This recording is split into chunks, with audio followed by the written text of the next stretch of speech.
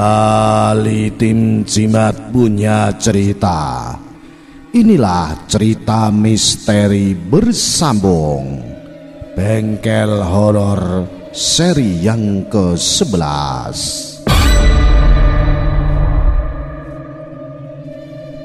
Kedatangan mobil rongsokan bekas jenazah di bengkel rongsokan kami menjadi pertemuan kami dengan para pocong gentayangan yang tak terima jasad mereka dijadikan bahan praktek bedah dan dimakamkan tanpa nama.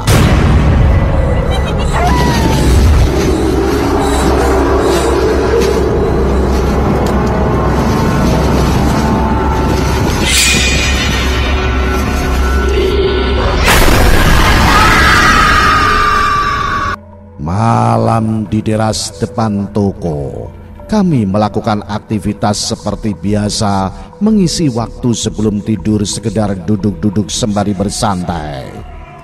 Malam ini udara sejuk dengan semilir angin perlahan. Aduh, lapar perutku ya, ucapku sembari menggosok-gosok perut yang memang kurus sedari lahir. Kulihat Mang Otong masih sibuk memainkan HP-nya sampai-sampai kerutuku tidak dihiraukan.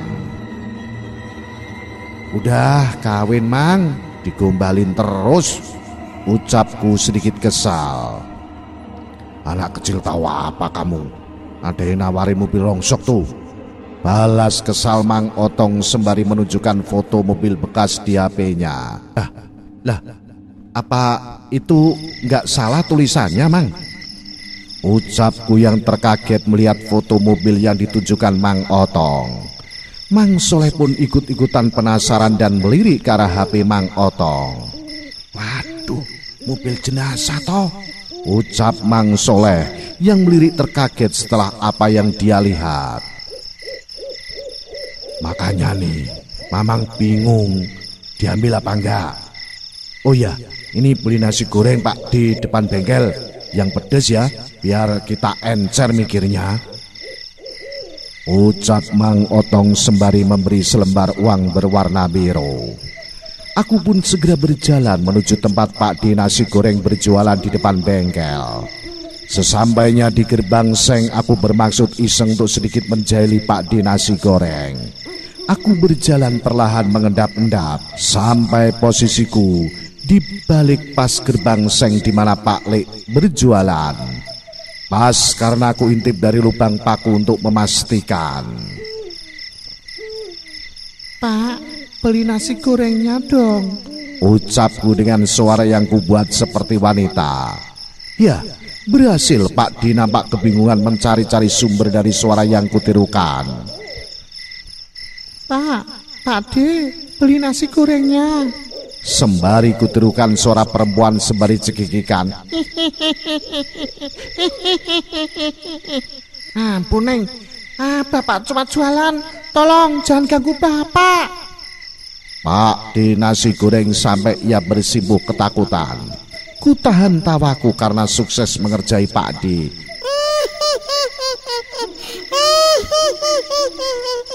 Sedikit aku tertegun diam. Lah, siapa yang ikut-ikutan tertawa? Batinku kebingungan. Karena sedari tadi aku hanya sendiri di balik pagar seng ini. Dan kembali suara tawa anak kecil itu kudengar. Segera kupalingkan pandang di mana suara itu terdengar. Astagfirullah. Kubantingkan badan ke belakang. Mataku terbelalak. Ternyata yang tertawa di sampingku sedari tadi sosok kecil berbulu hitam lebat dengan mulutnya yang bertaring kecil. Refleks karena kaget dan kesal ku tarik ikat pinggang kulit kijang dan menghantamnya ke sosok kecil berbulu lebat itu. Sosok kecil berbulu lebat itu meringis kesakitan dan berlari ke dalam rimbunan ilalang dan seakan menghilang. Sejenak aku terpaku mengatur nafas dan kembali melanjutkan jalan ke arah Pak di tukang nasi goreng. Sesampainya aku di sana. Aduh Nang, untung ada kamu. Tadi Pak Di digangguin kuntilanak Nang. Ucap Pak Di yang nampak masih bergetar ketakutan. Maaf Pak Di, tadi saya yang jahilin Pak Di. Maaf ya Pak, ucapku menyesal. Namun bukan itu, aku masih teringat dengan sosok kecil berbulu hitam yang tadi ku cambuk. Entah mengapa ada rasa bersalah kurasa. Kenapa aku bisa kejam, padahal sosok itu tidak jahat kepadaku. Lamunanku terpecah. Aduh Nang, gimana kalau Pak D jantungan? Bisa bahaya no. Ucap Pak D sembari mengusap dada. Maaf ya Pak D, aku minta maaf. Enggak lagi kulakuin lah. Ucapku menyesal. Oh ya, mau kemana emangnya Nang? Mau ke sini Pak D. Aku mau beli nasi goreng. Biasa 3 bungkus, yang 1 sedang, 2 pedes ekstra ya. Ucapku sembari memberikan uangnya langsung. Segera Pak D membuatkan pesanan nasi goreng yang kupesan. Tak terlalu lama aku menunggu, akhirnya pesanan selesai. Segera aku berjalan untuk kembali masuk ke dalam area bengkel menuju teras toko. Kenapa semrawut amat mukamu toh? Hah, kenapa? Ucap Mang Soleh kedatanganku. Gak apa-apa Mang, ini nasi gorengnya, ayo kita makan mumpung masih hangat. Jawabku dengan suara lemas. Malam ini tidak berasa berlalu sampai menunjukkan pukul 11. Sudah malam, ayo kita tidur. Ajak Mang Otong sembari menguap tanda sudah mengantuk. Kami semua bergegas masuk ke dalam kamar. Namun aku masih saja memikirkan makhluk kecil berbulu hitam yang kucambuk hingga membuatku sukar untuk terpejam. Kuputuskan untuk membasuh muka agar terasa segar dan berharap bisa membuatku tertidur setelahnya. Kulangkahkan kaki ke arah pintu belakang. Sebelum pintu belakang benar-benar kubuka, kuintip terlebih dahulu lewat sela lubang pintu. Bukan kenapa-napa, karena di halaman toko belakang arah ke kamar mandi, di situ pula tempatnya bocah-bocah gundul yang jahil. Segera kuintip. Aman. Hanya tumpukan ban-ban mobil bekas selain gelap yang kupandang. Kubuka pintu dan segera berlari kecil mengarah menuju kamar mandi belakang. Sesampainya, segera kututup pintu, pipis dan membasuh muka.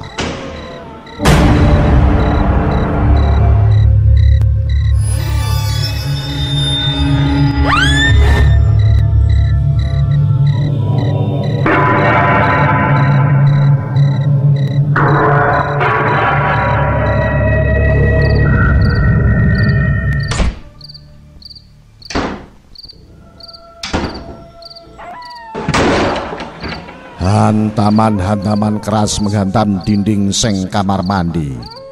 Aduh, apa itu? Hantaman itu tak juga berhenti sampai membuat gubuk kamar mandi ini terasa bergetar hebat dibuatnya. Segera kurangkulkan tangan di atas kepala. Takut-takut kamar mandi ini roboh. Mulai terdengar langkah-langkah berlarian.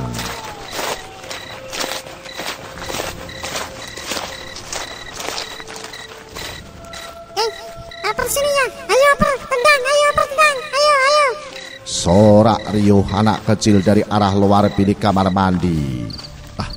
Sial, ini jebakan ini. Ucapku yang mengerut ketakutan memendamkan muka di antara kedua lutut. Tiba-tiba pintu kamar mandi terdobrak membuka.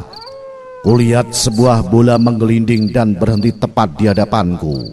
Kutatap lekat-lekat bola kusam putih dengan sedikit corak merah itu. Kagetku tidak karuan. Mataku terbelalak membulat lebar karena itu ternyata bukan bola, tapi sebuah kepala botak anak kecil yang menggelinding. Om, maaf teman aku nendangnya kekencengan. Lihat nih sampai berdarah hidungku Om.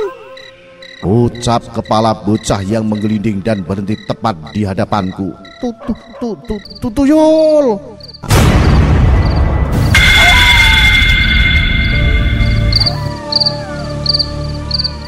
Dengan langkahku yang morat-marit mencoba berlari ke arah pintu belakang toko.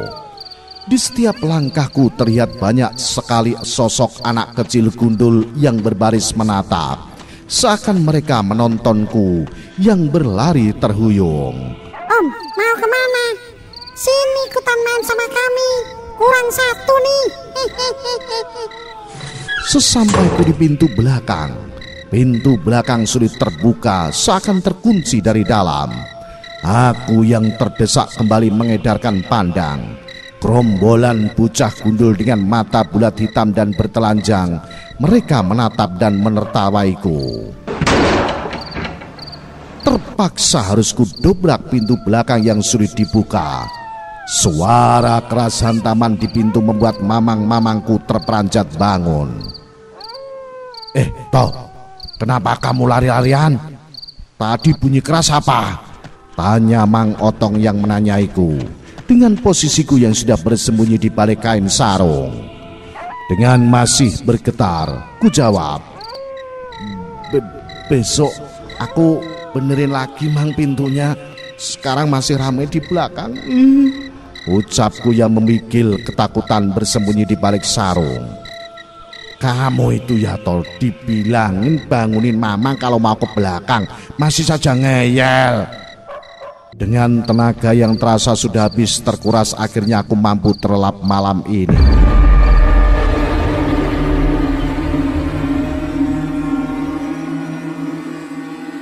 Esok pagi semua nampak kembali normal. Yang jelas setelah pintu belakang yang semalam kudobrak sudah bisa dipergunakan kembali. Aku dan Mang Soleh selalu bersemangat dalam melaksanakan tugas pekerjaan dari bos kami Mang Otong. Toh, nanti malam kamu ambil mobil rongsok ya sama si Soleh, ucap Mang Otong di meja toko. Ngambil di mana, Mang? Ini alamatnya. Mamang juga lagi nunggu alamat tepatnya mobil yang semalam itu loh, ucap Mang Otong menuturkan perihal mobil rongsok yang harus kami derek. Hah? Mobil yang dipoto HP Mamang semalam? Lah, itu kan mobil bekas mobil jenazah, Mang. Jasadku yang terkaget. Gak apa-apalah, yang penting hitungan Mamang masih ada lebihnya toh. Lagian barang kan lagi susah. Kamu lihat tuh, tinggal sedikit, ujar Mang Otong sembari memonyongkan bibir ke arah tumpukan mobil yang nampak sudah mau habis. Aku hanya menggelengkan kepala pelan, sembari berjalan ke arah halaman bengkel di mana Mang Soleh yang sedang sibuk bekerja. Ngapain kamu cemberut begitu toh? Udah kayak kanebo kering ae, tegur Mang Soleh. Ntar malam kita disuruh komandan ambil mobil rongsok, Mang. Lah, terus kenapa kamu cemberut gitu? Kayak baru disuruh ambil mobil rongsokan aja, ujar Mang Soleh yang keherangan karena tingkahku yang sedikit malas. Mamang tahu nggak? Yang mau kita ambil itu mobil bekas jenazah yang fotonya semalam kita lihat. Waduh, bener tuh toh. Pantes saja kamu cemberut. Mamang kira nggak jadi diambil, jawab Mang Soleh yang kini raut wajahnya sama denganku. Di sela-sela obrolan kami datanglah seorang pria berpenampilan keren, memakai kacamata hitam yang dipadukan dengan pakaian kemeja ala-ala HW. Penampilan yang lebih memaksakan kalau aku lihat. Mas, morning, sapa pria yang baru datang itu. Oh iya, morning juga Mas. Ada yang bisa saya bantu? Apa mau nyari copotan apa perlunya? Tanya Mang Soleh atas kedatangannya. Saya nggak butuh copotan Mas, justru saya cari yang set-set utuh. Budget saya sekitar 25 JT. Kira-kira ada nggak ya? Oh, satu mobil utuh. Sebentar ya, saya tanyakan dulu sama bos. Sembari berteriak ke arah toko. Mang, mobil baja 25 JT ada nggak? Mang Otong yang mendengar perkara uang, ia segera berlari tergopoh menghampiri kami. Udah kayak di hutan aja kamu toh teriak-teriak. No, di bawah pohon belimbing ada beberapa yang layak jalan. Maaf Mas, Mas yang bisa lihat saja. Nanti soal harga gampang kita bicarakan. Udah, sono. Ayo toh, diajak Masnya lihat-lihat. Ini kunci-kuncinya, ucap Mang Otong dengan memberikan beberapa anak kunci mobil padaku. Siap komandan. Ayo Mas, ikut saya. Panggilnya Mr. Ewong dong Mas, ucapnya dengan penampilan ala buli-buli budget hemat yang habis kena rampok. Oh baik Mas Rewong, yang hitam ini Baleno tahun 98. Mesin masih oke, belum ada bocor-bocor. Minusnya cuma pajak aja 15 kali tewas. Sembari melihat-lihat sambil mengangguk-ngangguk tanda ia paham. Tapi Mas, pemakai sebelumnya tidak ikut tewas kan? Ucap lelaki yang minta dipanggil sebagai Mr. Ewong itu. Ya enggak lah Mister, itu mah mulus-mulus Lady Gagap. Cuma lecet-lecet permukaannya saja. Nah, kalau yang ring segitu baru ikut tewas orangnya. Jawabku sembari menunjuk pada sebuah mobil rongsok yang kondisinya hancur ringsek. Buset, terkaget Mr. Ewong. Mas, kalau ada yang pick up soalnya buat bawa kambing dagangan saya. Oh alah, Mister ini juragan kambing toh. Tuturku dengan hormat, siapa tahu dapat uang tips. Betul Mas, lebih tepatnya bandar kambing. Gaya Mr. Ewong sembari menarik turunkan kacamata hitamnya. Ada Mister, cari tahun 95, cuma minibus pajak lewat 8 kali. Nanti tinggal dilepas saja bangku-bangku belakangnya. Lumayan kan, bisa sekalian jadi kandang kambing. Wah boleh tuh usul kamu. Bisa kita cek dulu gimana? Ucap Mr. Wong si bandar kambing. Ya bisa dong Mister, syukur-syukur kalau jadi. Kami pun segera bergegas sesampainya di mobil Cherry yang kumaksud. Setelah sedikit melihat-lihat dan coba menyalakan mesin. Mesin hidup. Wah cocok ini saya. Mesinnya masih responsif banget. Kira-kira yang ini mau dijual berapa ya Mas? Tanya Mr. Ewong. Kemarin sih kalau nggak salah sempat ada yang lihat dan nawar harga. Kata si bos 17 juta ambil. Jelasnya sih Mister langsung tanya bos aja di toko. Oh makin cocok kalau gitu. Masih ada lebih buat modal saya beli kambing. Ucapnya sembari mengepalkan uang yang dia masukkan langsung ke dalam selipan celanaku. Waduh siap. Jadi enak nih saya. Makasih ya Mister. Untuk surat-surat dan pembayaran di toko ya langsung sama bos. Kembali ku hampiri Mang Soleh. Gimana toh? Beres? Beres Mang. Dapat rezeki juga nih kita. Sembari aku merogoh uang yang tadi diselipkan ke saku celana oleh Mr. Ewong. Ya 5.000. Parah ngakunya Mr. Ewong bandar kambing. 5.000. Tidak lama setelah beres transaksi aku kembali dihampiri Mang Otong. Toh, Narto. Sembari Mang Otong memasang raut wajah kesal memanggilku. Siap komandan. Toh, tadi kamu kasih tahu harga dasar mobilnya. Kan kemarin sempat ada yang nanya, Mamang bilang 17 juta bawa. Gimana sih Bang? Tuturku membela diri. Waduh Toto, lain kali kasih harga tinggi dulu, nanti biarin dia nawar sendiri. Kalau gini gimana saya kasih bonus ke kalian? Ucap Mang Otong sembari menggaruk-garuk kepalanya yang gatal pusing. Padahal tidak berkutu, Mang Otong kembali ke arah toko. Sore hari pukul 5. Selesainya mandi, sholat dan makan, aku bergegas mengajak Mang Soleh untuk mengambil mobil bekas jenazah itu. Ayo Mang, kita ambil mobilnya sekarang. Kamu yakin toh? Masih jamnya macet parah nih. Mamang suka encok nginjek kuplingnya. Terlebih truk umplung dereknya belum power steering. Harus pakai tenaga lebih toh? Jawab Mang Soleh sembari memegangi pinggangnya. Ya Mang, tak apa, ketimbang nanti kemalaman. Kalau belum larut kan di sananya kan juga masih banyak orang. Nih, biar kamu gak pegel, ini tak tempelin salumpas beginian. Nih ya, 100.000. Mau? Selah Mang Otong sembari menempelkan uang 100.000 di jidat Mang Soleh. Wah, kalau ditempelin ini ya budal pokoknya. Ucap Mang Soleh yang menyambar dan mengantongi uang itu. Nih alamatnya toh. Nanti kalian tinggal ambil saja mobil bekas jenazahnya. Yang punyanya masih di luar kota. Terlebih susah juga dihubungi. Sekalian kamu bawa juga struk pembayarannya. Takutnya ada satpam atau security ribet. Ucap Mang Otong memberiku 2 carik kertas kecil. Kami berjalan perlahan, mengikuti arah lalu lintas yang memang sangat padat sore itu. Untung umplung tua ini mesinnya tangguh, tidak pernah mogok selama bertugas. Boleh dibilang tua-tua keladi, makin tua makin menjadi. Toh, jangan ngelamun, buka mapnya. Udah masuk perbatasan ini. Oh iya Mang, sampai lupa. Memang sedari tadi aku banyak melamun. Entah, perasaan ini sedari tadi awal berangkat tidak enak dirasa. Segera ku buka map di HP saya. 20 menit lagi Mang sampai, lurus saja. Sembari iseng aku buka-buka struk transfer pembayaran. Tertulis tanggal 21 Oktober 2015, penerima Haryanto nominal uang 3,5 juta. Nota pembayaran mobil bekas putih X jenazah. Ah, murah banget. Makin menambah pertanyaan-pertanyaan yang sedari tadi menggelayut di benakku. Pukul 8 malam tujuan kami pun sampai. Mang, di sini titiknya.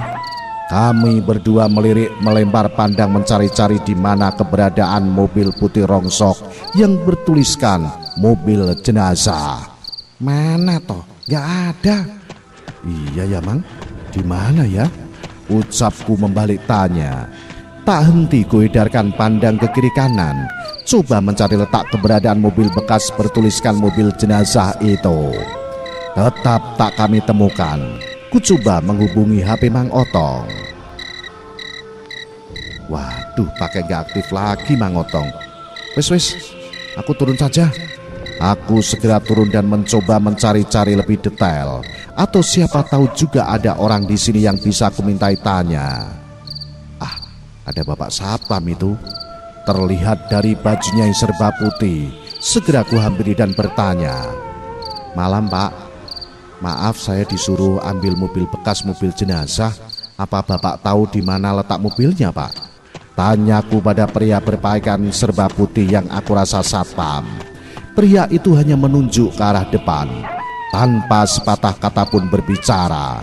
Kulihat ke arah yang dia tunjuk, mengarah ke pagar besar yang di dalamnya aku lihat terdapat sebuah bangunan besar gelap yang bertuliskan Rumah Sakit Umum.